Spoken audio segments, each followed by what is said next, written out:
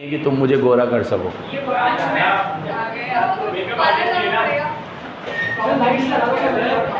हाँ सेम। अरे उनमें गलत है ना, तुम्हारा तो सही होगा, आंसर में गलत है ना, तुमने आंसर चेक नहीं किया क्या?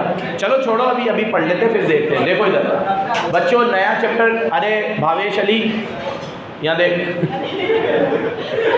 भावेश राठौड़ यहाँ देख, जल्दी देख, सुनो।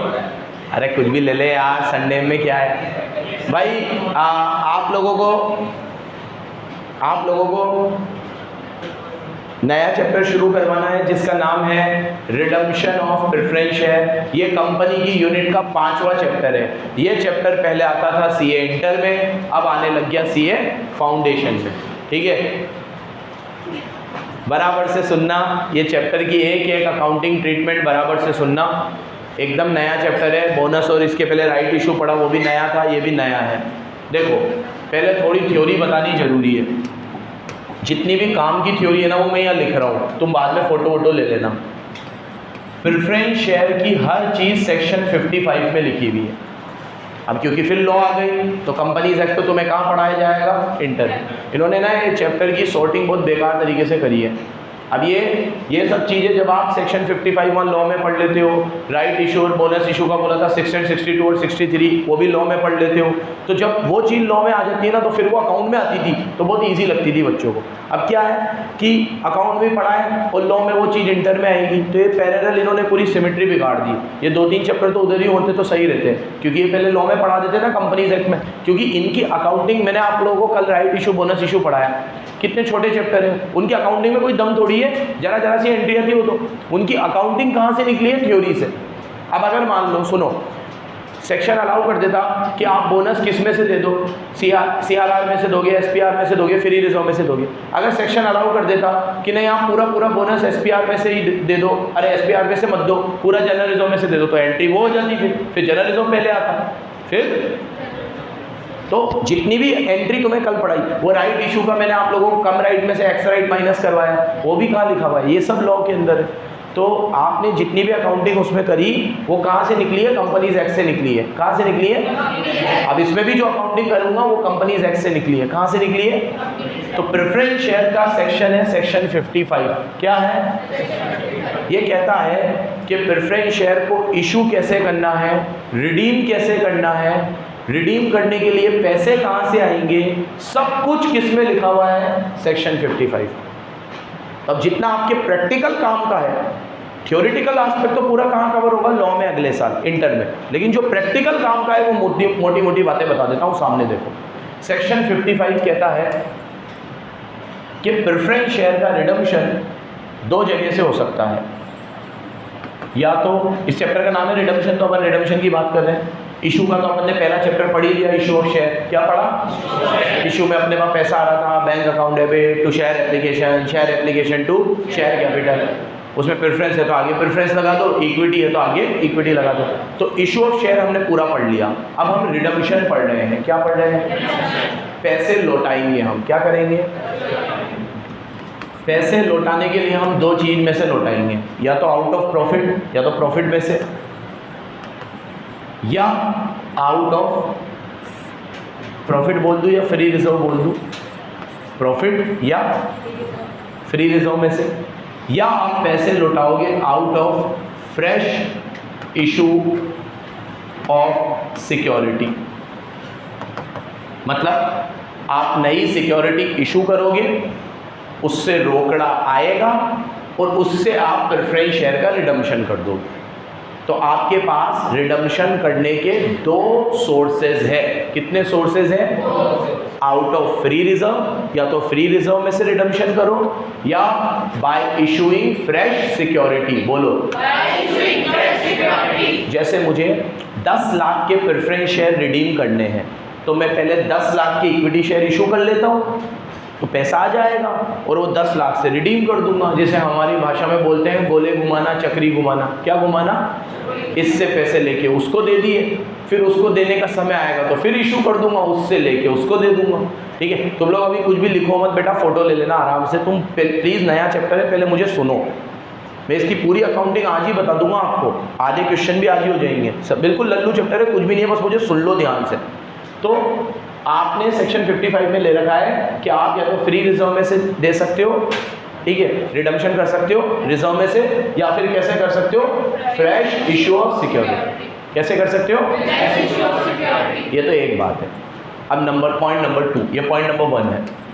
पॉइंट नंबर 2, जब भी आप फ्री रिजर्व में से रिडम्पशन करोगे तो आपको CRR बनाना पड़ेगा। फ्रेश इशू में नहीं बनाना है, क्योंकि इसमें तो 10 लाख आएंगे, 10 लाख चले जाएंगे। एक लाइबिलिटी कम होगी और एक लाइबिलिटी बढ़ेगी। क्या होगा? जिसको देने थे उसको चुका दिए तो लाइबिलिटी, और नया ले लिया तो लाइबिलिटी। तो यहाँ पे एक लाइबिलिटी बढ़ेगी और एक लाइबिलिटी, एंट्री अभी नहीं बताइए, एंट्री बताऊंगा अभी, 2 मिनट रुक जाओ, पहले पूरी थीम समझ लो, ठीक है। तो एक तरीका तो ये है, और एक तरीका है कि आप फ्री रिजर्व, तो जब भी आप फ्री रिजर्व में से रिडम्पशन करोगे तो आपको CRR बनाना पड़ेगा। क्या बनाना पड़ेगा? फुल फॉर्म है कैपिटल रिडम्पशन रिजर्व। क्या फुल फॉर्म है? कैसे बनेगा, क्या होगा, ध्यान से देखना।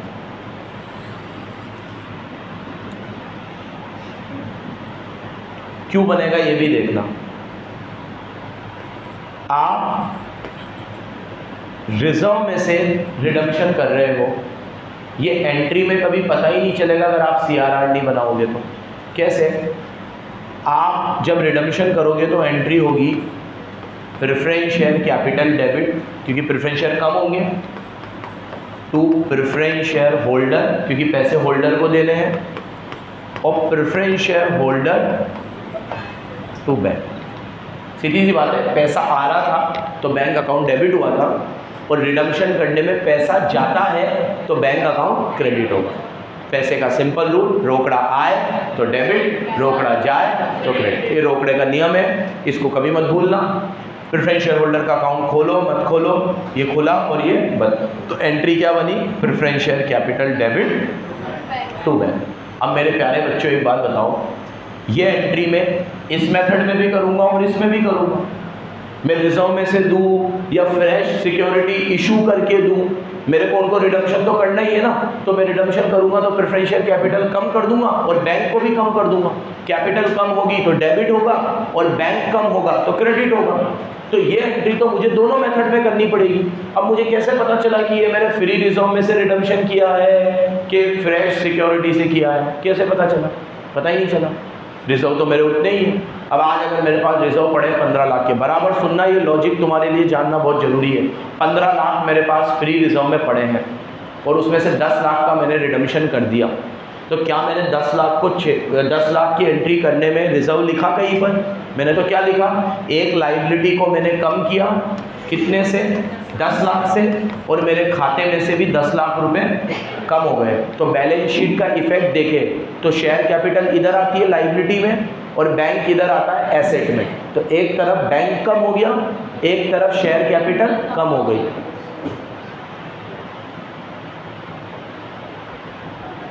रिजर्व का तो कुछ करा ही नहीं मैंने। अब मेरे रिजर्व में 15 लाख पड़े हैं और मेरे पास शेयर होल्डर आए डिविडेंड लेने। अमन ध्यान दे, शेयर होल्डर आए डिविडेंड लेने, तो शेयर होल्डर ने कहा सर डिविडेंड दे दो, आपके पास 15 लाख के रिजर्व है, 15 लाख का डिविडेंड दे दो, क्योंकि प्रॉफिट में से डिविडेंड देते हैं। तो मैंने कहा यार डिविडेंड नहीं दे सकता, क्योंकि अभी अभी मैंने 10 लाख का रिडम्पशन किया है, तो मैंने 10 लाख के रिजर्व कम कर दिए थे। तो इस एंट्री में तो कोई रिजर्व कम हुए ही नहीं, कम हुए। तो अब अगर वो बोलेंगे कि 15 लाख का डिविडेंड दो, तो कानूनी तौर पे तो मुझे देना पड़ेगा, क्योंकि मेरे प्रॉफिट में तो 15 लाख है। तो कंपनीज एक्ट कहता है, ये सब बातें कंपनीज एक्ट में लिखी हुई है, डिटेल में लॉ में भी पढ़ेंगे, ठीक है। कंपनीज एक्ट कहता है, आएगा वापस, कोई भी तरीका नहीं।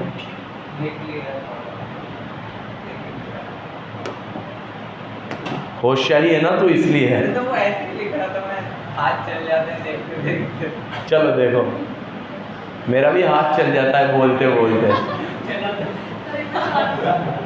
देखो इधर कौन सा था, मैं पॉइंट नंबर 3 था। हाँ, अब देखो आपके अगर पैसे पड़े हुए हैं जनरल रिजर्व में या P&L में, तो आप क्या करो, P&L को डेबिट करो, या जनरल रिजर्व में है तो जनरल रिजर्व को डेबिट करो और वो पैसे CRR में डाल दो। किस में डाल दो? मान लो 5 लाख इधर से लिए, 5 लाख इधर से लिए, टोटल CRR में कितने चले गए? अब आपके रिजर्व में अगर 15 लाख थे तो उसमें से 10 लाख कम हो गए। अब आपके रिजर्व में कितने बचे हैं? 5 लाख। तो आप डिविडेंड कितने से दोगे? 5 लाख से। तो कंपनीज एक्ट बिल्कुल सही कहता है कि जब भी आप रिजर्व में से रिडम्पशन करो तो आप फेस वैल्यू के बराबर का CRR बना दो। किसके बराबर का? क्योंकि अगर आप वो CRR नहीं बनाओगे तो आपका रिजर्व ज़्यादा दिखेगा, और रिजर्व ज़्यादा दिखेगा तो उसमें से आपको आगे क्या देना पड़ेगा? डिविडेंड। तो फिर आपके रिजर्व है तो डिविडेंड देना ही पड़ेगा।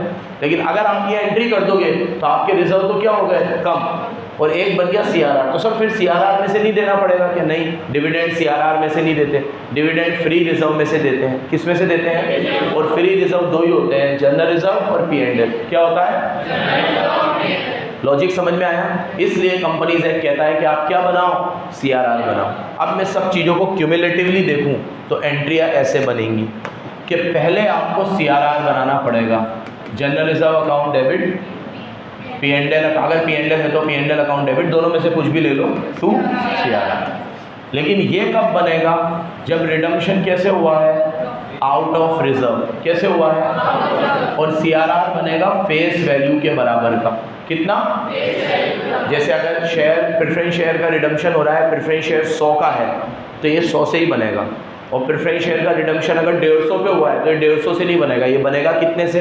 100 से। फेस वैल्यू के बराबर का बनेगा। कितना बनेगा? अब प्रीमियम की बात अभी 2 मिनट में करेंगे। ये तो एक एंट्री हो गई, CRR बन गया। अब आप पहले CRR बनाना फिर रिडम्पशन करना। तो रिडम्पशन करने की एंट्री क्या है? Preference share capital to preference share holder, और third entry preference share holder to bank. ये 10 लाख से CRR बन गया, और रिडम्पशन भी कितने से हो गया? 10 लाख से। फिर बोल रहा हूँ, चिल्ला चिल्ला के बोल रहा हूँ, CRR से तभी बनाना जब रिडम्पशन। क्वेश्चन में बोलेगा क्या सर? हाँ बोलेगा। आउट ऑफ प्रॉफिट है तो CRR बनाना है। अगर हमने फ्रेश सिक्योरिटी इशू करी है और उससे ही रिडम्पशन किया है तो CRR नहीं बनाना। ये बात कहाँ लिखी हुई है? कंपनीज एक्ट के सेक्शन 55 में। कहाँ लिखी हुई है? इतना क्लियर होगा तो ही आगे बढ़ूंगा मैं। सबको क्लियर है? अब इसमें मैं तड़का लगा देता हूँ रिडम्पशन का, प्रीमियम का, सॉरी किसका? आपको पढ़ाया गया है कि रिडम्पशन प्रीमियम पे भी हो सकता है, तो उसमें आता है प्रीमियम ऑन रिडम्पशन। क्या आता है? रिडम्पशन किस पे हो सकता है? जैसे मैंने आज आपसे 100 रुपये लिए और मैं आपको वापस चुकाऊंगा 150 रुपये, तो मैं आपको रिडम्पशन में 50 रुपये ज़्यादा दूंगा। रिडम्पशन मतलब रीपेमेंट, तो मैं आपको रीपेमेंट 50 रुपये ज़्यादा पे करूँगा। ऐसा हो सकता है, ऐसा हो सकता है। कुछ कंपनियां हैं जो प्रीमियम लेती भी है और प्रीमियम, आज तक तो आपने पढ़ा है SPR, तो वो तो कब खुलता है? जब आप इशू करते हो। तो इशू प्रीमियम पे कर रहे हो मतलब आपके पास पैसा आ रहा है, और रिडीम प्रीमियम पे कर रहे हो मतलब पैसा जा रहा है। तो रिडीम अगर प्रीमियम पे होगा तो उसमें एंट्री में फ़र्क आ जाएगा। उस केस में एंट्री क्या होगी? ये तो हुआ जब इशू किस पे हुआ, अरे रिडीम किस पे हुआ है? प्रीमियम पे। और अगर रिडीम किस पे होता, अरे रिडीम हुआ है पार पे, अगर रिडीम होता प्रीमियम पे तो एंट्री क्या होती? Preference share capital account debit, premium on redemption account debit. मान लो प्रीमियम 10% है तो 1 lakh, to preference share holder 11 lakh, and preference share holder to bank, ये भी कितने से होगी? 11 लाख। अब एक कमाल की बात बताऊं, ये प्रीमियम ऑन रिडम्पशन वही अकाउंट है जो तुमने इशू के टाइम पे क्रेडिट से खोला था, क्योंकि मैंने आपको कहा था कि अगर रिडम्पशन आप प्रीमियम पे करो, रिडम्पशन आप प्रीमियम पे करो, उस बार इशू में पढ़ा था, डिवेंचर में ही पढ़ाया था, तो प्रेफरेंस शेयर है, प्रेफरेंस शेयर में भी खुलता है। तो 2 नए अकाउंट खुलते थे, एक खुलता था लॉस ऑन इशू नाम से, एक नीचे खुलता था प्रीमियम। तो प्रीमियम और रिडम्पशन मैंने कहा था ये लाइबिलिटी है, तो वो लाइबिलिटी जो उस समय खोली थी इशू के वक्त, ये आज क्या हो रही है? बंद हो रही है। और उस समय जो लॉस ऑन इशू खोला था डेबिट में, वो खर्चा था हमारा, ठीक है, वो P&L से या SPR से राइट ऑफ होता है। किससे राइट ऑफ होता है? वे डिवेंचर में पढ़ाया था। तो यहाँ पे आप लोगों ने ये प्रीमियम और रिडम्पशन डेबिट किया, ये आपके लिए एक तरीके से लाइबिलिटी आपने क्रिएट करी है, कम हो गई, ठीक है। लाइबिलिटी आपकी कम होगी। क्लियर है आपको? ये प्रीमियम और रिडम्पशन 1 लाख, ये क्लियर होगा तो ही आगे बढ़ूंगा मैं। तो मैंने आपको क्या सिखाया कि रिडम्पशन पार पे भी हो सकता है और रिडम्पशन बोलो और पार मतलब आपसे 10 लिए थे वापस भी कितने दिए, और आपसे 10 लिए थे वापस कितने दिए 11। 1 लाख ज़्यादा दिया तो खर्चा है मेरा, मतलब नुकसान है मेरा। 1 लाख मैंने आपको ज़्यादा दिया। आगे बढ़ूँ, अब बराबर से सुनना। और एक नई चीज़ क्या बताई कि अगर रिडम्पशन किस में से होगा, आउट ऑफ रिजर्व, तो आपको क्या बनाना पड़ेगा, CR। ये क्लियर है? अब एक चीज़ और सुनना, 1 2 3 एंट्री हो गई। अब नंबर 4, रिडम्पशन फ्रेश इशू से भी हो सकता है। किससे हो सकता है? फ्रेश इशू से। मतलब रिजर्व में मेरे पास पैसे नहीं है, जैसे मुझे रिडम्पशन करना है 10 लाख का, लेकिन मेरे जनरल रिजर्व में तो 2 ही लाख है, तो नहीं है मेरे पास रिजर्व में पैसा, तो मैं पहले फ्रेश शेयर इशू करूँगा और उससे क्या करूँगा, रिडम्पशन करूँगा। तो अगर मैं फ्रेश शेयर इशू करूँ तो उसकी इशू की एंट्री तो आपको याद ही है। तो फ्रेश शेयर इशू करने की क्या एंट्री होगी, bank account debit to equity share capital. और अगर प्रेफरेंस शेयर इशू करे हैं तो, और डिवेंचर इशू करे हैं तो जो इशू करे हैं वो आएगा, और अगर ये प्रीमियम पे इशू करे हैं तो ये बताने की जरूरत ही नहीं है। ठीक है? ये कब होगा, when redemption is made out of fresh issue. When redemption is made out of fresh issue. जब रिडम्पशन किस में से हो रहा होगा, समझ में आ रहा है उत्कर्ष बाबू? तो भैया रिडम्पशन किससे हो सकता है, फ्रेश इशू से। नए शेयर इशू करो, रोकड़ा आए, उससे क्या कर दो, रिडम्पशन। या फिर रिडम्पशन किस में से हो सकता है, फ्रेश रिजर्व। हमारे पास जनरल रिजर्व वगैरह में पड़ा था माल मटेरियल, उसी में से हमने क्या कर दिया, रिडम्पशन। अगर हम जनरल रिजर्व वगैरह में से रिडम्पशन करेंगे तो क्या बनाना पड़ेगा, CRR। CRR किस पे बनेगा, फेस वैल्यू। फेस वैल्यू मतलब अगर मैं आपको 100 रुपये का रिडम्पशन 120 पे कर रहा हूँ तो CRR 120 से नहीं बनेगा, सिर्फ 100 से। इतना क्लियर होगा तो फिर मैं आगे बढ़ूंगा। एकदम क्लियर है? इसका फोटो ले लो, आप वापस उड़ ना जाए। फिर आता हूँ। हाँ, मेरी एक पहले बात सुनो आप लोग। अभी मैंने आप लोगों को बोला, अभी भावेश ने एक डाउट पूछा है, फिर क्लियर कर देता हूँ। ये प्रीमियम और रिडम्पशन हमने खोला था डिवेंचर में, शेयर में नहीं खोला है। तो अभी अगला ही चैप्टर आएगा इशू ऑफ डिवेंचर नाम से। क्या आएगा, तो उसमें भी हम प्रीमियम और रिडम्पशन क्या करेंगे, डेबिट करेंगे। तो ये वो अकाउंट होगा जो हमने उस समय खोला है। शेयर में तो हमने कोई अकाउंट खोला ही नहीं है, शेयर में तो हमने कोई अकाउंट, हमने अकाउंट किस में खोला है, डिवेंचर में। तो बंद भी किधर करेंगे, डिवेंचर। अभी मान लो ये कि शेयर में तो ये अकाउंट अभी खुला है, प्रीमियम और रिडम्पशन। अब ये जो प्रीमियम और रिडम्पशन है 1 लाख का, ये एक तरीके से अभी मैंने आपको कहा कि लॉस है हमारे लिए, क्योंकि हमने आपसे 10 लाख लिए हैं और वापस कितने दे रहे हैं, 11 लाख। अच्छा, एक और बात सुनो, रिडम्पशन 5 साल में हो रहा है मान लो, तो बीच में 5 साल में हमने तुम्हें डिविडेंड भी पे किया है। ऐसा थोड़ी है कि 5 साल में कुछ भी पे नहीं किया। शेयर पे क्या मिलता है, डिविडेंड। तो हमने 5 सालों में डिविडेंड भी दिया आपको, और 5 साल बाद आपको 10 लाख की जगह कितने दे रहे हैं, 11 लाख। तो अच्छी बात है, आपको 1 लाख ज़्यादा भी दे रहे हैं। तो अब इसका क्या करना चाहिए, ये लॉस है हमारे लिए, तो इसके लिए भी कंपनीज एक्ट एक गाइडलाइन देता है। थोड़ा सा फ्लैशबैक में ये हटा दो ना, तुमने फोटो ले लिया। ये 4 एंट्री हुई है हमारी, 1 2 3 और 4। अब थोड़ा फ्लैशबैक में जाते हैं। मैंने आपको कहा था कि SPR का पैसा सिर्फ 5 जगह पे यूज होता है, B² D, जहाँ B², ये बात लिखी हुई थी सेक्शन 52, लकी सेक्शन 52।